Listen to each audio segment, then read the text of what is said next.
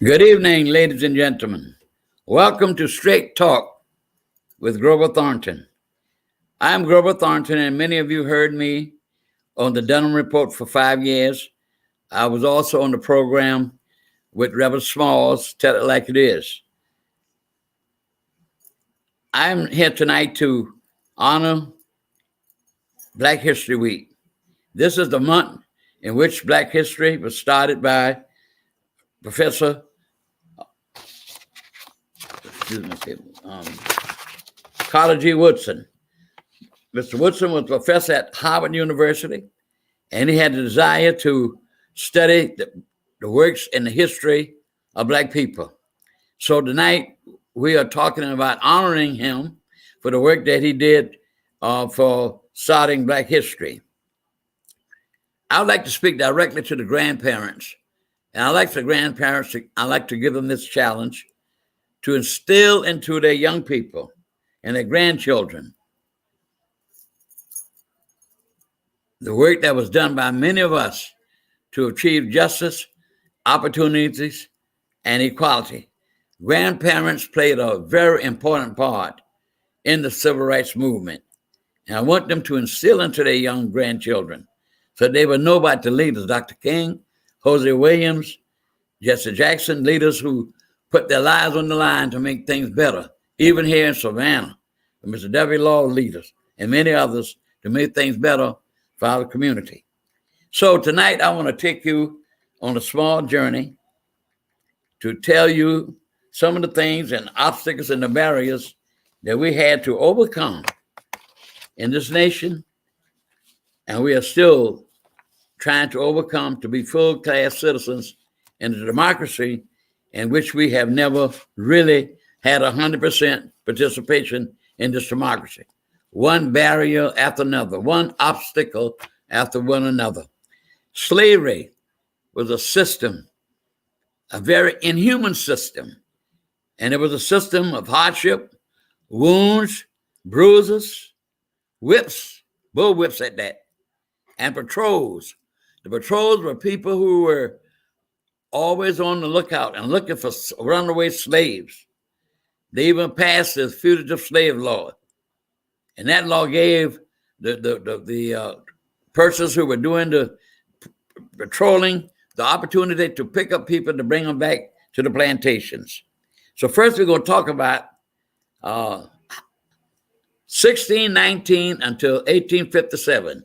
That's going to be the very first thing we talk about tonight, was the Dred Scott case. Dred Scott was a slave. Dred Scott was a slave that belonged to a doctor. He was in Virginia, and the doctor took him to Illinois. Illinois was free territory. At that time, we didn't have that many states in the Union, and as they came into the Union, would it be a slave state or would it be a free state? It got so bad one time they had to come to a compromise of 1820, which is the Missouri Compromise that kept slavery to the northern part of the southern part of Missouri. And Missouri came into the nation as a slave state. So the abolitionists in the North filed a suit in the Supreme Court on behalf of Dred Scott. He felt that he should have been a free man after he went to Illinois and was on free territory. Not so. So the abolitionists filed a court case for him in the Supreme Court. And 1857 Supreme Court rendered a decision that he was a slave, he was property, and the doctor had the right to take his property wherever he wanted to take his property. And he was denied citizenship because he was not a citizen. And at that time, from 1619 until 1857, that was 238 years. So therefore, we've already been a slave for over 200 years. Think about how many children have been born. Think about that. Slavery, terrible to human beings.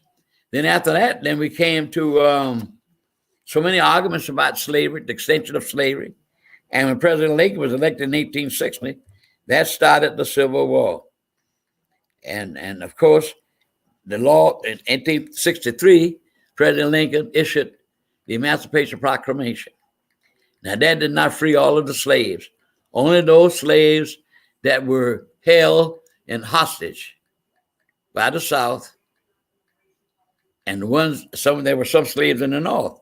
And it took the 13th Amendment in 1865, after Lincoln was assassinated.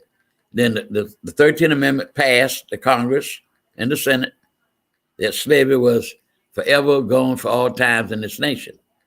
So the emancipated slaves thought that they had some freedom. Not so. And then there was more problems. After that, then we had the Reconstruction. That was terrible. In 1868, the 14th Amendment to the Constitution was passed, and that made the citizens, the black men, the citizens for the first time in this nation.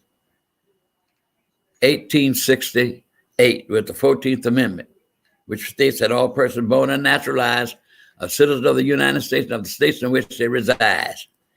Now, we still are not free. All the many years we've been into this nation, we still are not free. Now we come along, we after the emancipation, the Reconstruction, black folk had the right to vote, because in 1870, they had the right to vote. But that didn't last long. They were given, some of them were given 40 acres and a mule. Then you had the North was tired of working with the black folk. And in 1876, you had the election wind up in the House of Representatives because Rufus B. Hayes dealt with the South. And after the Reconstruction, pulled all the troops out of the South. Think about that. If they had been in that state in there for a year, 200 or 300 years, we probably wouldn't have the problems we have today.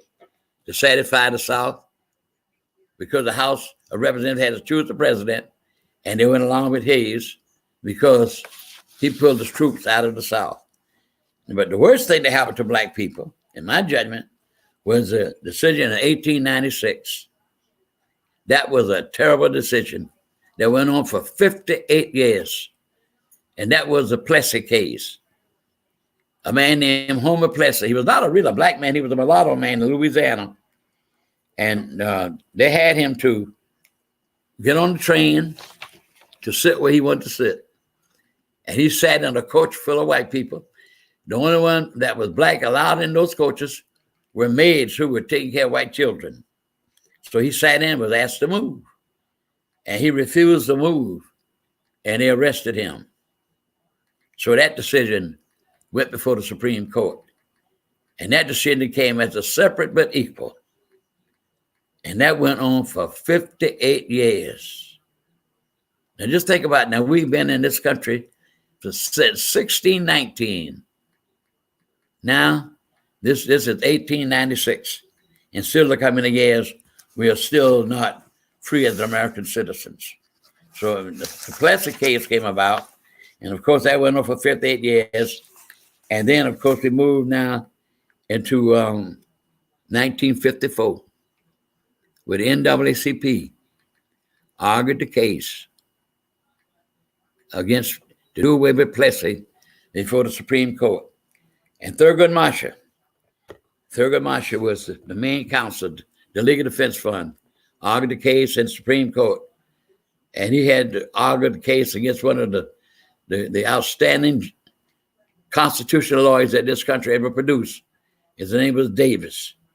And South Carolina paid him $150,000. That was a lot of money during those days to argue that case.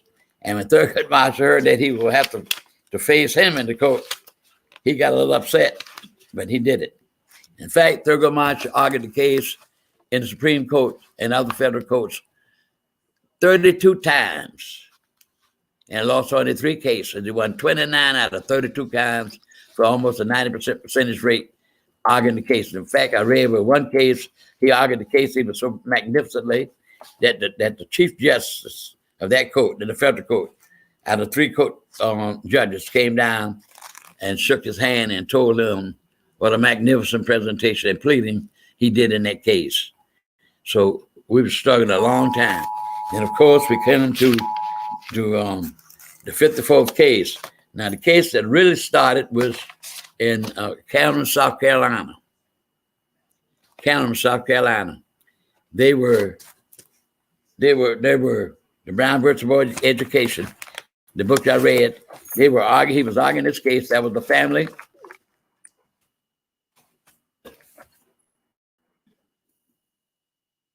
The man and Mr. and Mrs. Briggs.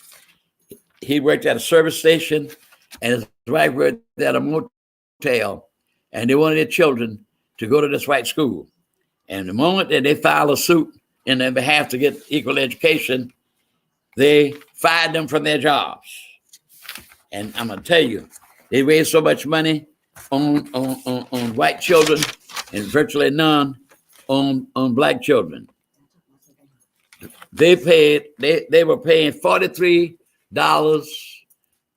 per black child and $178 for white children each. They had 30 buses that white children would be transported from school to school. Black children had no buses.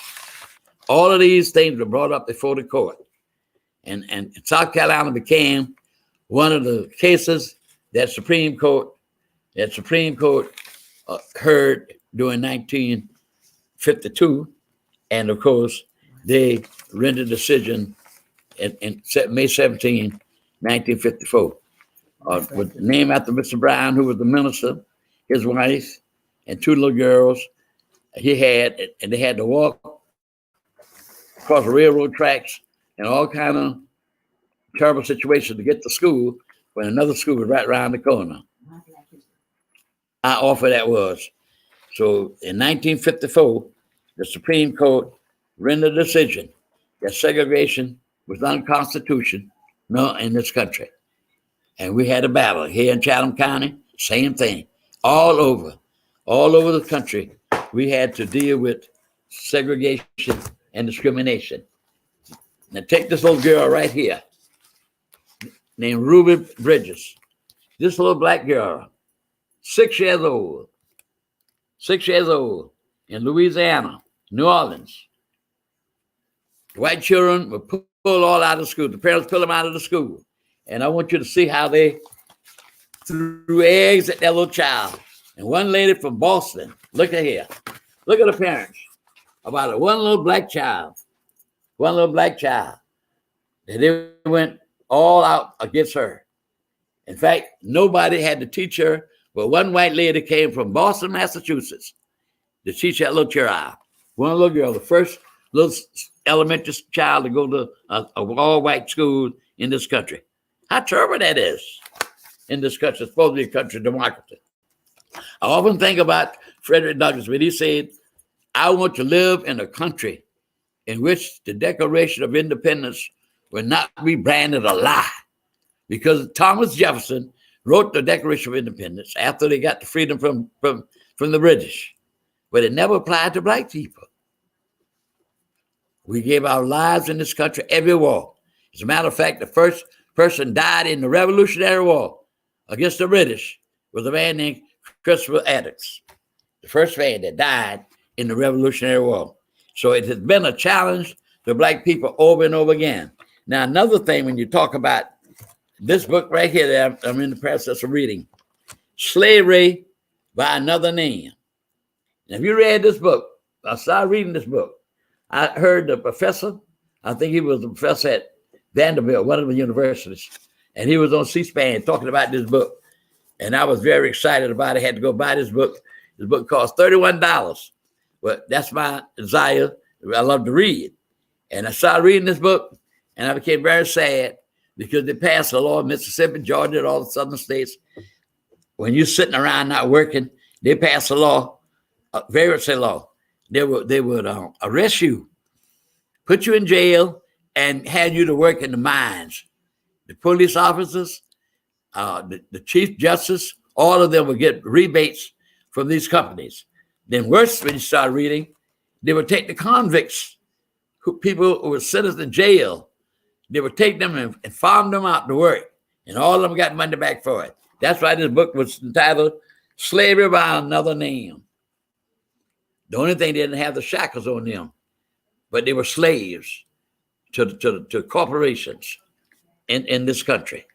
And we still fight for freedom in this country. We're still doing it right up to this day. And we've been in this country since 1619. 300 and something years, almost 4 centuries. And we're still fighting to be free. We couldn't live where we wanted to live. Long before Rosa Parks sat on the bus. And then, of course, we kept struggling, trying to get freedom for ourselves. So from 1954 until from 1619, that was 335 years, almost going on 4 centuries that we've been in this country. Sad. But now I'm going to tell you this. I want you to know some of the things accomplishments that we as black folk have done. And that what worries me. That we've done so many wonderful things for this country.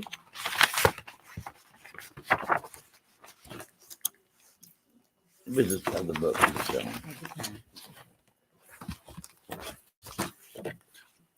I want to show you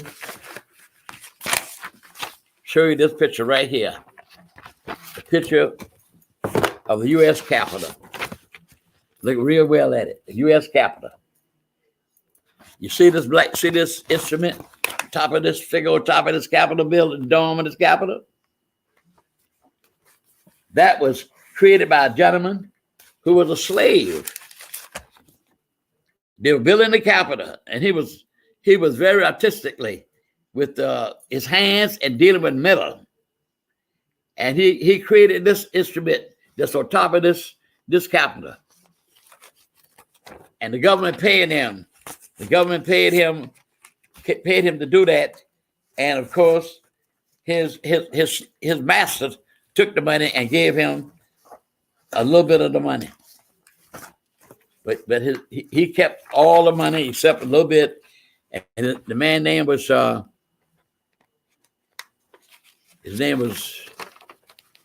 going to tell you the name in just a second. He was given the money, but the man did the work. The black man did the work. But he was given this money, about $100-something, and of course, the white man took all the rest. And he only gave her the money that he made when he was making those that figurine. They got money only for Saturday, on Sunday work. Only for Sunday work. His name was Philip Reed. That was his name. And he was paid $1.25 per day.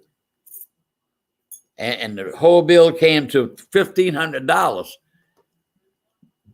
Put that figure on top of the Capitol, which stands today.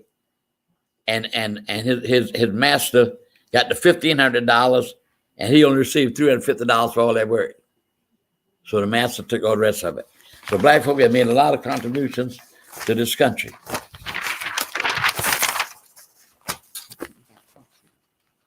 Now, I want to show you some other accomplishments, since this is black history, what black folk had made possible in this nation.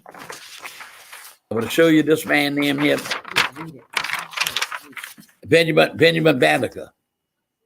He was a slave, not a slave, I'm sorry. He was a person that was skilled as an architect, and he helped lay it out Washington, D.C. He helped lay it out the streets and the buildings in Washington. That was a black man, Benjamin Banneker. Then, of course, there's Dr. Charles Drew. He was the gentleman that invented the blood bank. If you've had an operation, you've had blood transfusions, you owe all of that to Charles Drew. I was in the hospital and I was talking to a nurse. She and I talked all the time about the scriptures, and I was getting well. And I asked her, I said, "Oh, you went to nursing school?" She said, "Yeah, I went to nursing school." I said, "During your studies, have you ever heard of Charles Drew?" She said, "No." "Who is he?" "You mean you have never heard of him and you're in the medical field?" She said, "No, sir, I certainly have. I would like to know who he was."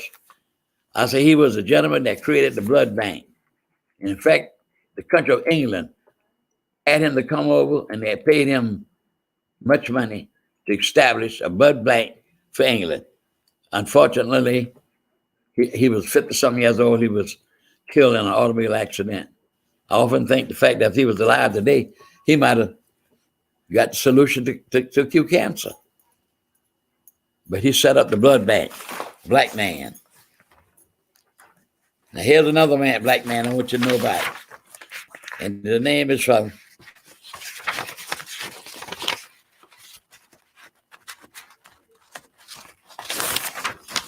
he was a doctor. And he came up, his name was William Hinton. He came and developed drugs to fight syphilis and other diseases. But you see, they don't put us in the history books. They don't put black people accomplishments in the history books. Now, I don't try to tell anybody about their religion, but I believe in God. I believe in Christ because I thank him for saving me. But I can say this. Average white person, they do not know, and many black folk don't know, that a black man carried Jesus' cross up the hill to be crucified. His name was Simon of Cyrene. Cyrene was a part of the southern part of Africa. I took a map trying to find it. I couldn't find it. So many these countries now names have changed. Like, for instance, over in the Middle East, you don't have a country called Capernaum, but Jesus went there all the time. So the fact of the matter is the accomplishment that a person did to help this nation, help this world. Now, let me tell you about this lady. A lot of the women who do hair and stuff like that, Madam C. Walker, J.C. Walker, C.J. Walker. She was very artistic with hair products, and she was one of the first woman millionaire in this country. Madam Walker, very noted woman. So many outstanding people that did so many things. We had another gentleman that I want to tell you about, a man that named Louis Latimer. If you look at a light bulb and you see this little brass-looking wire, he helped Mr. Edison create this bulb, for this light to come on, that little firmament that he did.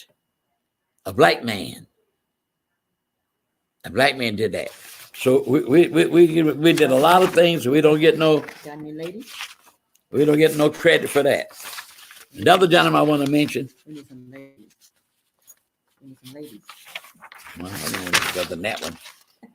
I know a lot of women did a lot of outstanding things, but that was the only lady that I had at this time. I could do more research. But I would talk about this gentleman here, and everyone uses this man's invention. No question about it.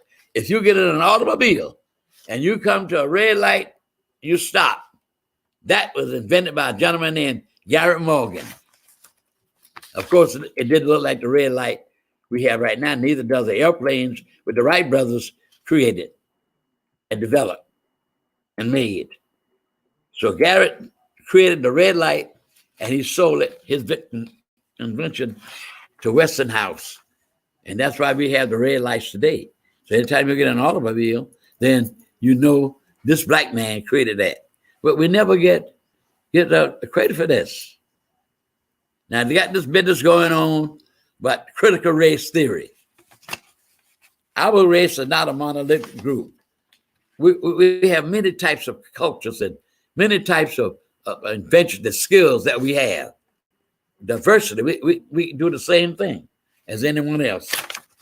So I was just trying to tell you some of the things that we accomplished as a people, and we still fight for freedom and justice in this country. I don't know how long it's going to be now. We do know this, that they have so many laws now to keep us from voting. The 1965 Voting Rights Act, the Supreme Court gutted it. Where's it all? You're still on. Keep talking. The Supreme Court gutted that.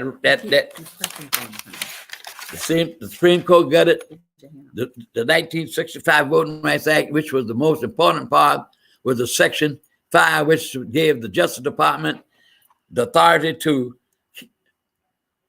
check any extension or addition of any law trying to dilute the black vote. And Supreme Court gutted that because they want to say that it should apply only to southern states. It seemed to me that they could just kept it in place and made it universal. Now they're trying to pass the John Lewis law and other law, the right for everybody to vote. Get to the polls. But it's hanging up in the Senate right today. Get to the polls.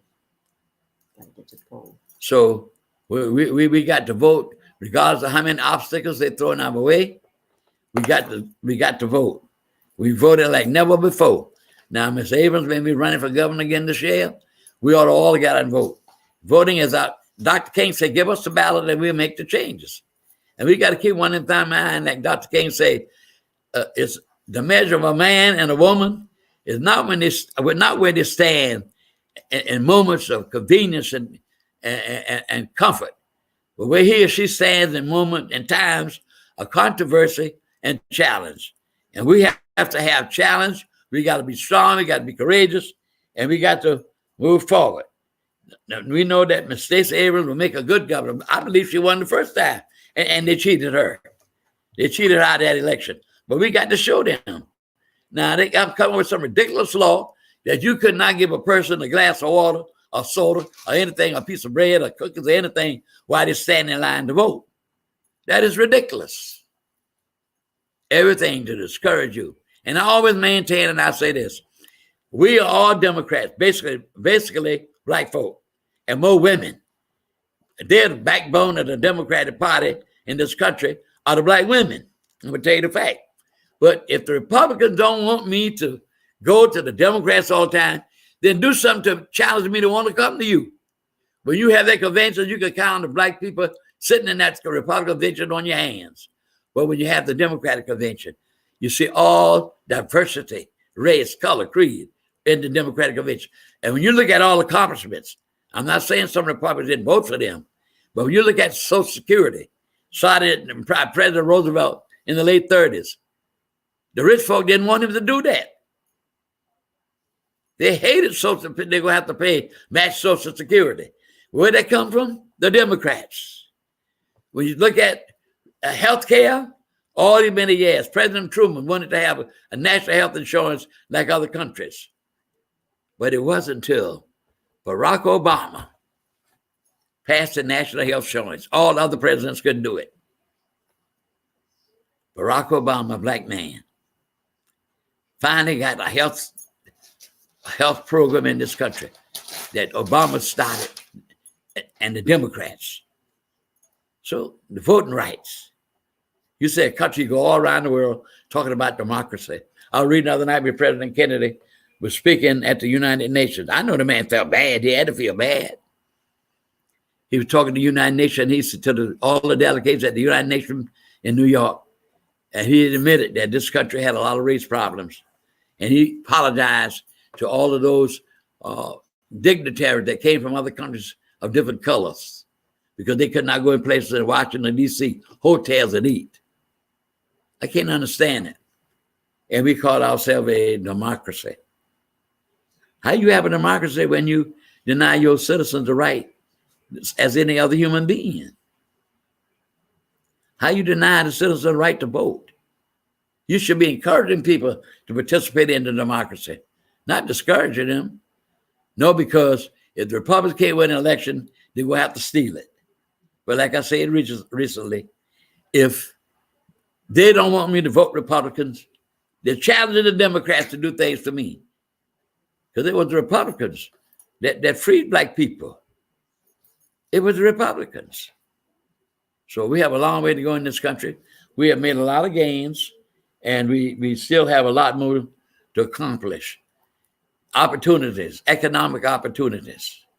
Economic opportunities. I want you to talk about Black history, and I want you to be able to tell your children the struggle. When I think about Savannah, the boycott that we have in Savannah, I never was proud of my people as I was in 1960 when we had the boycott of Broughton Street. I should never forget it. I shall never forget it. Church after church, Sunday after Sunday. If you did not get to church before 4 o'clock and you came after 4, you got no seat. And I'm a member of First African, and that church holds 1,600 people. And at 4 o'clock, you couldn't get a seat in that church. And the balcony is the whole church. That's why black folk stuck together. We would get candidates try to make accomplishments. And the only way they can make accomplishment is the ballot. You have to put good people in place. I remember when I was a young man down on Miles and West Broad Street, we were the first to have the police officers with Dr. Gilwood leadership, black police officers. But they used to just hang up on Miles Street, black police officers, just throwing black people in the paddy wagons like they were meat. They had no respect, call you all kind of names. But because of the ballot, they were able to put decent people in jail. I mean, not in positions of leadership. I intend to say, apologize. Judge Emmanuel Lewis, we used to have recorder's code on the radio. And one thing he did, he made all these people in the court address women as Mrs., Mr. and Mrs. He brought decency and respect in the code. Well, they come because of voting. You put people in power. We had so many votes one time when a man got ready to run for office. He got to start up trying to beat 60,000 votes already against him. Black folk were organized. They were together. We boycotted Broughton Street. They found out who was buying all the Easter clothes and shopping for Easter. And they made concessions. Dr. King stated that Savannah was the most integrated city in the South. We didn't have any violence. We had to show them that we would pull back our monies. Economic boycott. That's what made the difference in Savannah. I remember we didn't have one black lady, she was in that city hall, and she was operating that elevator. But look how many black males we've had. Just look, we got one now. Because the Supreme Court passed a one-man vote. And they had to do things to get federal funding. They had to open up the society. Now they're trying to close it back again. They're trying to close it back. But we must stay strong. We got to vote. We got to participate in our government and make the necessary changes that's necessary. Personally, I'm an old man now, but I've seen a lot of changes. I never thought I would live to see a black man president of the United States. I never thought that we have so many blacks in sports. I was reading the magazine the other day by Kareem Abdul-Jabbar, very smart man. And he did in the magazine, talk about the sports of all black folk have done. I pity poor Jackie Robinson. If you want to look at a movie, get number 42. That's the name of it. Pitiful in America. Pitiful in America. He would get on the ball field. And I had an opportunity to see Jackie Robinson play right here in Grayson Stadium in an expedition game. And you had the stadium named after Spencer Grayson's daddy. No N-word was playing this stadium ever. Well, I got news for him. I sat right in that stadium and saw him play against a white team. And Jackie Robinson was the only thing black on that field. Saw him play. And look at the mess going into the National Football League right today. 70% of the players were getting their heads all butts in and running and making money. They're players on the national football team. Now they don't want to have black bad. They had about 1 or 2. 28 teams. And 70% of the people that playing the games are black people. No black coaches. No coaches. Had about 3 coaches. And the man not just filed a suit. The man they fired from the Miami Dolphins. He filed a suit. We're going to see what happened. And even the commissioner, Odell, saying that they have racism. Why do you wait till something happens before they're reactionaries? Why you wait till something happens? You know it's wrong. Why don't you deal with it? Why you wait to be a reactionary? You don't always got to be a reactionary. Start something. Get involved with something. You don't have to be a reactionary. Somebody else got to start it. You know when it's wrong. Tomorrow you just watch a football game, how many blacks will be playing. And don't know how black coaches. Maryland, so we had one of the greatest voices there, Toscanini, the great NBC conductor, the New York Philharmonic. He said her voice come once in 100 years. Yes.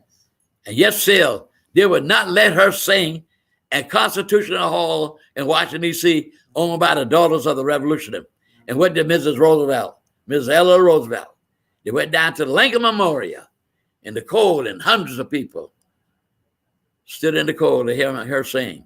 And I read the other day when talking in the 1800s, when one lady in Savannah, a very lady, was instrumental in civil rights and justice. She said, we were around here singing my tales of thee, sweet land of liberty. She said, I have no liberty. Y'all think about that. That's right. I always think about that. We be in schools saying the pledge of allegiance to the flag and justice for all. We all ought to be ashamed of ourselves when we don't do something. And how do we make that change?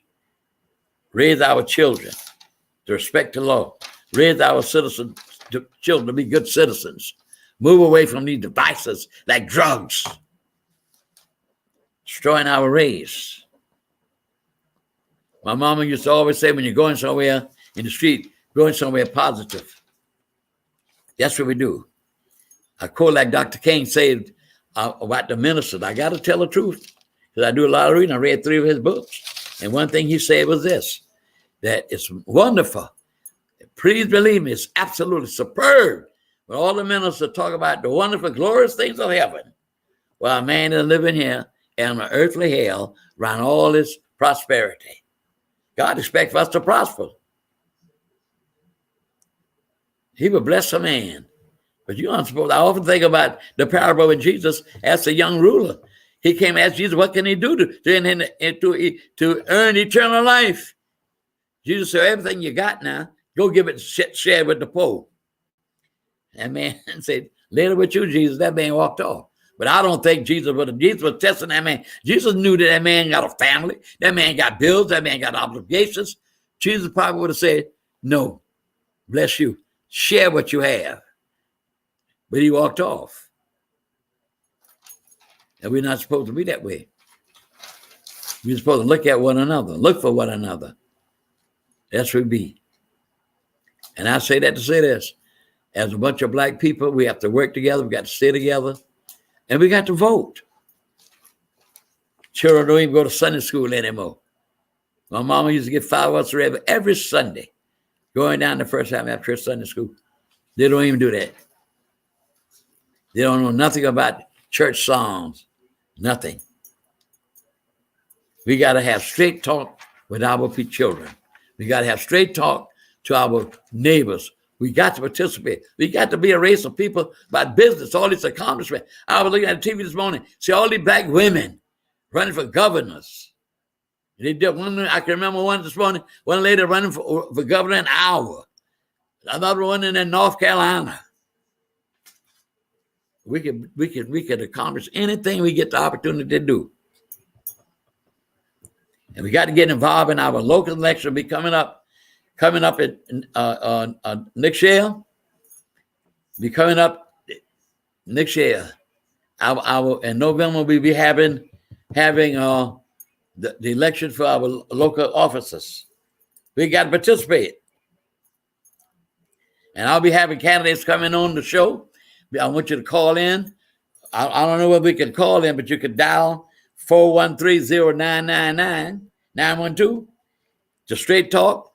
And I may not know the answer immediately, but I'll find the answer out and I'll tell you. But I'm going to be straight. I would like to see our race get better and better. We don't need to have our children incarcerated. We need, because most of the men in jail today are in jail for drugs. No question about it. And the thing that got me, they used to arrest a black man for cocaine and give the white man a tap on the fingers with powder. What's the difference? What I'm cooking, what I'm not. But a Coke is a Coke, whether it's a diet or was not a diet. A Coke is a Coke. So you mess with cocaine, you're ruining your life. Get away from drugs. Get away from drugs. Get away from guns. We got to be a better people. We are better people. And I like to speak to our young people because I know the trial and the tribulations that many of us had to endure. One thing about black people, we know how to endure hardship. We know how to endure hardship. Now, the next show will be on March the 12th, and like that number I just gave you, if you have a question that you want to ask, make a comment, I would answer it. It doesn't matter to me what it is, as long as it's a decent question. I don't have time for foolishness, but because my life is getting short. I'm an 88-year-old man. I ain't got too much time. But God had me here for a special reason. I don't know. I'm not dead yet, so everything is in his hand. And I can say that our next first guest will be the 12th will be my very good friend, Judge Tammy Stokes, a young lady that I've been knowing for over 20 years. In fact, my brother was she lost her mother and she has my sympathy. I heard she lost her mother and she has my sympathy. But I would have said that her mother and my brother, Marvin, they were very close friends. So I've been knowing her from the time I worked with the Democratic Committee. And she's a wonderful lady running for judge, and we don't have enough black judges downtown. We need to move our people. Our people got the same right of talent to anybody else if we give them the opportunity. We only need the opportunity. And how do we get the opportunity? We got to prepare ourselves. It's not going to come to unless you prepare ourselves. And that's why I say to our grandparents, still into your children. You read the book of Proverbs, the Bible will tell you, if you do not discipline your child, he'll make you cry. I'm going to tell you, we have a lot to do. We've come a mighty, mighty long ways. I often think of Moses leading the children out of Egypt. They were so disobedient. I don't see how Moses stood it. I really don't. They drove that man crazy. One thing, God showed them all kind of talents, all kind of skills, all kind of miracles, and yet they were still disobedient. And what did he do? He let them stay in the wilderness for 40 years so they died out. And a lot of these old people now that were racist, I have a book that was published in 1946. And you had one white lady, her name is Lillian Smith. That lady, Dr. Gilbert knew her. That lady was working to try to eradicate all this segregation in this state. Miss Lillian Smith.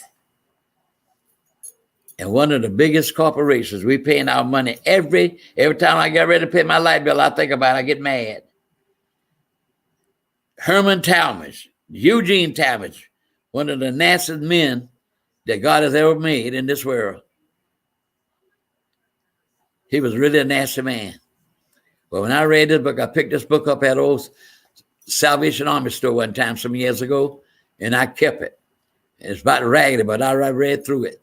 And the things that black folk had to encounter, unbelievable. And you know, one of the main people supported him was officials of the Georgia Power Company. I show it in the book. And we give our money to Georgia Power every month. And every time I pay that light bill, I say something I ain't got no business saying I can't say on the TV. That company. And a lot of these companies now, let's look at reparations. What do we want for reparations? They don't want to give us reparations. 400 years almost of working without, and toiling, Lincoln say, toiling without pay. And all this discussion that Lincoln had with the Southerners, and things that Lincoln would say in his debate with this man Douglas. Lincoln said, I'll say this. One thing for sure about God, and he's almighty. A lot of people don't believe in God, but Einstein, one of the greatest minds that's ever been on the planet. He said, I can't call him God, but I do know this. There's a superior being someplace, somewhere. And Lincoln said this about God. As great as God is, the creator of this universe, God cannot be for and against something at the same time. And we must operate in a way that we believe in excellence. And how we do this? Our children got to be the next generation to come up. Our young men got to get themselves in order. Save them from drugs. Educate themselves. You don't have to rob, steal it with drugs. And education is our main component. We have to do it. Because Almighty God has brought us a mighty long way. Now, I believe everybody can believe what they want to believe. I believe Martin Luther King Jr. was a man that appointed by God to do what he had to do. That God to do what he wants to do. God appoints a man at the proper time. When I look at men like Nelson Mandela, man went to jail 27 years of his life because he wanted to be treated as a human being. You don't tell God how to do his people. You don't look all the fish in the sea, all kind of different fish, all kind of different birds. God got all kind of different people, all kind of flowers. You can't get mad because God made me a different color. Like President Kennedy said, if a man can't go to school, send his children to the best school, can't eat at a restaurant, then who will want to get their colors changed, their bodies changed to a different color? It's the color of a man's skin. Like Dr. King said, you judge a man by the content of his character. You understand? Many people have given their lives to make things better for black people. And I want y'all to know too now, many white people have given their lives. And I want you to know the NAACP did not start by black people. It started by white people. When the Civil War was over, white Yankees came all the way from the north to teach black folk how to read and write. It was a law that you couldn't teach. You go to jail if you teach a black man how to read and write. Because when you learn how to read and write, then you have the capacity to do critical thinking. And when you do critical thinking, that's the help made you a big thing. That's the base of education. To make a living show. But to help you to do sound, critical thinking. And all the television and all that good. But read sometime. You got to read. That book on that library on Bull Street one time, I wanted to go in so bad years ago, but I remember what the description on the building. Make books your comrade. Television is fine, but you got to read to know what's going on. A lot of people have paid a price for me and many more years to come. You know, education is a wonderful thing to have. Let your children get all the education. And I like to say this, that we all have made contributions to this society. I was proud the other day. Now, the last thing I want to say, basically, I want you to get your shots for this COVID, this pandemic that's going on in this country. Personally, I believe it's a plague from God. God is sick of the world, sick of all this killing. Like Thanksgiving weekend in Chicago, Illinois, 100 men were killed. That's ridiculous. Drugs. That's why I say that I go back again to grandparents. Instill in your children. When you raise them up, they may go away, but the Bible says raise up a child, you would have it to go, and we get older, but not part from it. It'll come right back to the training that you gave them. But if you're not giving the training to them, they're like a lost sheep. And like I say, money is not the only thing that make you success. We must work together as a people. We must train our children. Because after all, they will be the beneficiary of all of our success and all of our work, what we have done. Our young people and children unborn will be the beneficiary. If God allowed his word to last, they'll be the beneficiary of everything that we have done. And in closing for the night, I'd just like to say that I was glad I was able to come tonight, open up my show, and I gave you a number. And then you could call if you want to ask a question. You can call that number and leave your question. And the next time on the 12th of March, we will respond. And I hope that I've been able to instill in some of us some of the things that this is Black History Week. Some people say we don't need to have Black history. I disagree.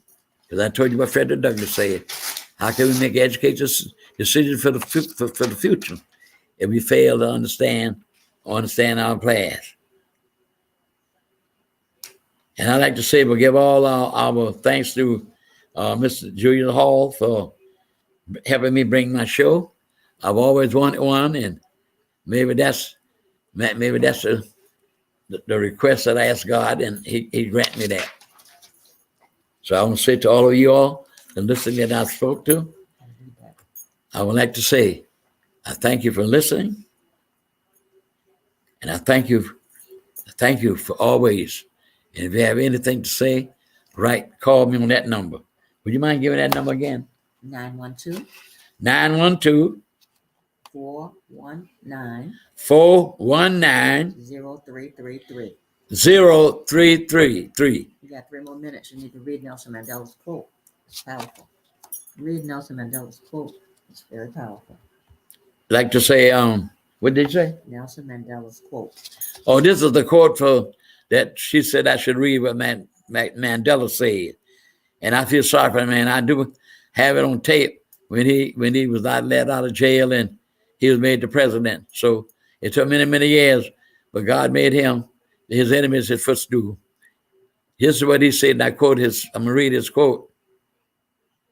It always seemed impossible until it's done. Many people in the country have paid the price before me, and many will pay the price after me. Money will not create success. The freedom to make it will. That was the quote from Mandela. And I do know that we do have a lot of problems with people taking advantage of us, shooting us down like dogs, like they did man in Minneapolis. I don't know whether you saw or heard yesterday, a young man was delivering packets for United Pasta, the big brown truck. And he went to one house that it was not the right number to the house. So he was looking for it with his GPS. And another man in the sun came out with guns and shot at the man while the man was working for no reason. Hatred.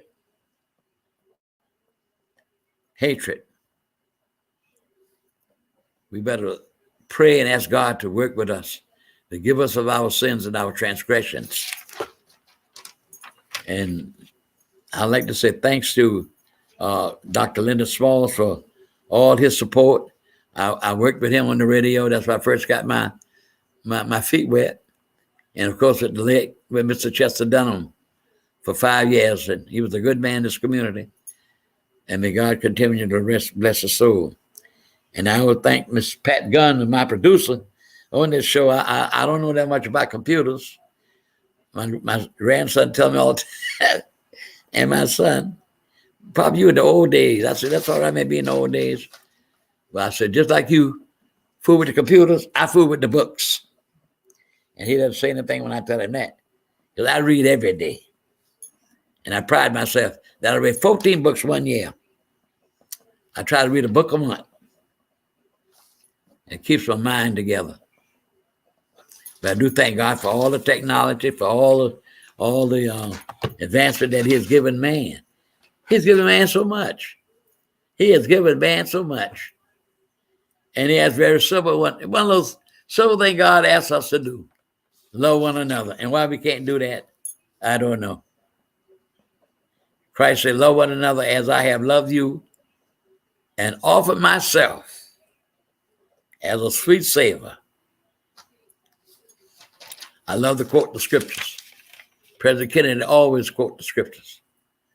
Always do. This show was sponsored today by my son, Kenny House Painting, my young man.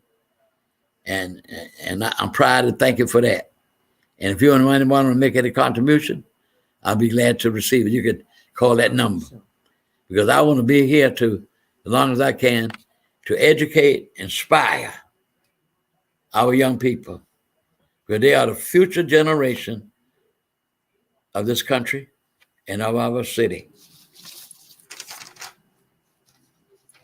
So that's it then. Savannah. Thank you, Savannah. So anyway, I want to thank you very much. God bless you and good night. And God bless you. Good night. God Savannah. bless the United States of America. Straight talk. And stay positive. And by all means, get your shot to help stop this virus. Thank you.